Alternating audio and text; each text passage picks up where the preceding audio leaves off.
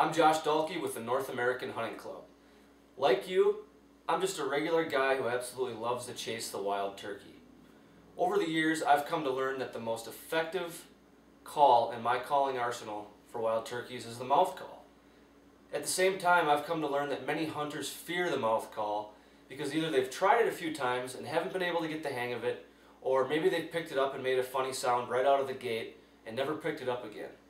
Well, I'm here to help you relieve that fear of the mouth call, add it to your arsenal, learn the proper techniques, and get your hands where they belong. On the gun. Now, the first thing you're going to want to do is select a call. Typically, beginners start out with a single or double reed because they're the easiest to blow when you're first starting out. There are a lot of different options on the market, but what you're going to want to do is find one that you're comfortable with, sometimes having in your mouth for hours on end while you're out in the field.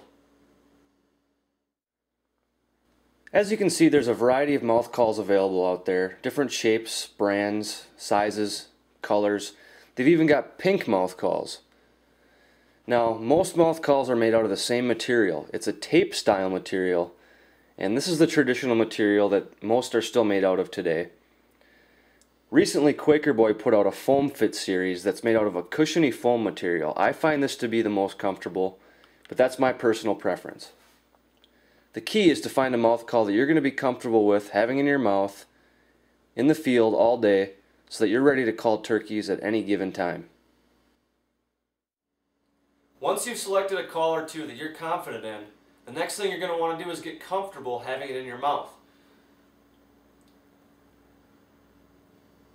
Move it around a little bit, and very important at this point is to get used to having it stored between your teeth and your cheek. When you're in the field, you're not always going to want to have the call on your tongue. Maybe you're going to want to have a drink of water or just take a break from calling, but you're going to want to have it ready to go for when you're ready to call turkeys.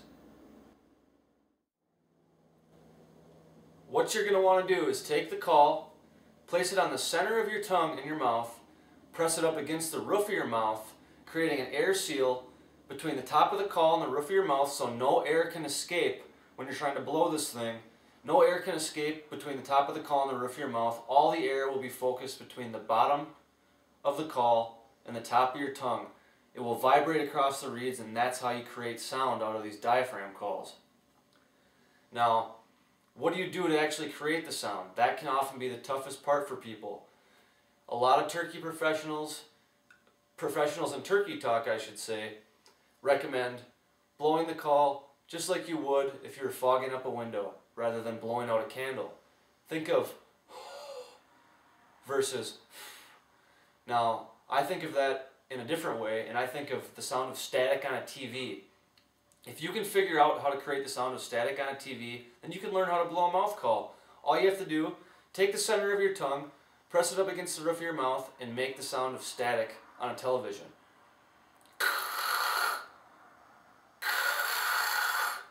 Once you've got that down, put the call in your mouth and give it a shot.